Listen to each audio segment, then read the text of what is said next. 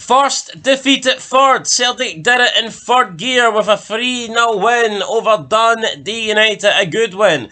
An impressive win over Jim's United side. This will give them a boost. This might give them confidence heading into next week's Champions League game. They may have wrapped up the league title. But here, we'll see if they can wrap up Bayern Munich on Wednesday. 16's a good number. Celtic may not need it to get out of third gear, but Dundee United are certainly out of third. They're down to fourth. Unthinkable. It was untenable, man. What's going on?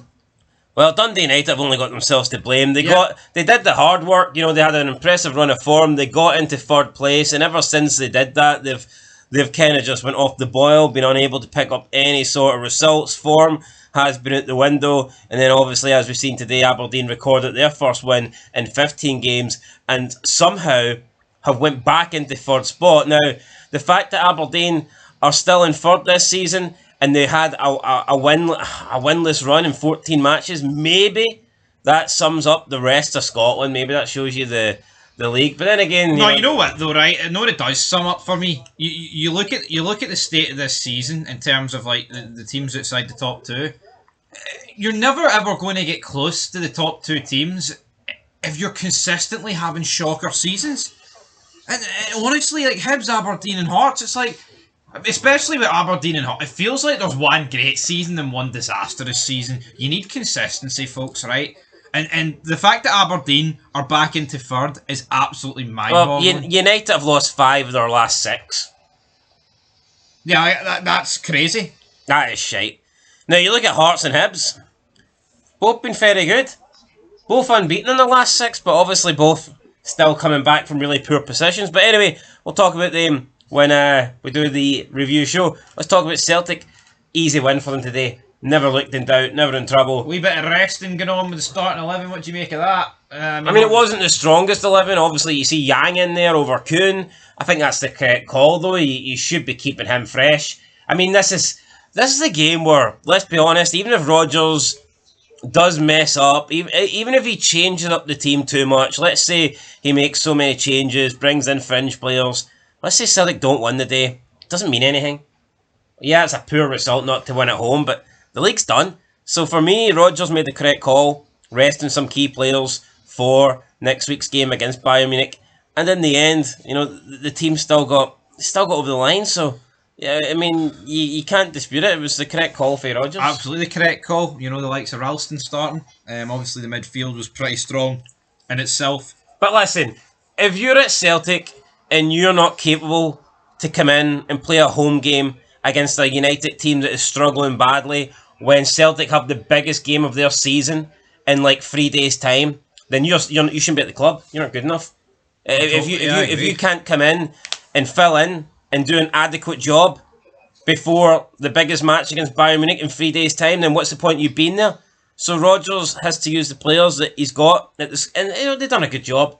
I know people are never really going to take to Ralston. They're always going to think maybe he's not Celtic quality. Yang, another player that a lot of people don't think Celtic quality, but here they came in. I thought they'd done a good job today. They served their purpose, and Celtic got over the line comfortably. So let's talk about it though. There was a slow start to the game, not much really happening, but then Calmac turned the afterburners on, ran past about 4 guys, left, right, bang, good night, bottom right hand corner, 1-0. Calmac continuing his fine scoring form.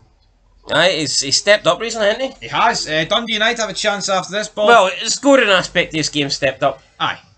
Yeah, I mean, Celtic fans have been criticising him in the bigger games this season, but yeah, that's not for me. Yeah, I thought he was shit against Bayern Munich, but I mean, did he look out of his depth?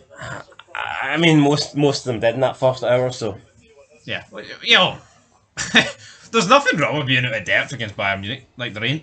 That's not even a dig. That's just the reality. No, but impressive that he's added goals to his game this year. Yeah, because I think Callum McGregor must be like what, this third highest scoring Celtic player this season? I'd say so, but just behind what, Kyogo and Maida. I mean, Maida, Kuhn, Kyogo must be fourth. I'd say he's fourth. Well, that's still impressive. Barney Engel's actually got quite a lot of goals. Alright, then he's fifth. Soon he'll be at the top 10. Fuck's sake. Anyway, right. Campbell has a shot saved from Dundee United. Alright, but I would say that McGregor has probably got more goals at this point this season than he's got in any season before at Celtic. I'd say so. And it's not just penalties. There you go, giving them a wee bit of credit there. Calmack, he has another shot, goes wide. Alan Campbell then goes for a chip. Can't quite happen. Schlupp then hits the post.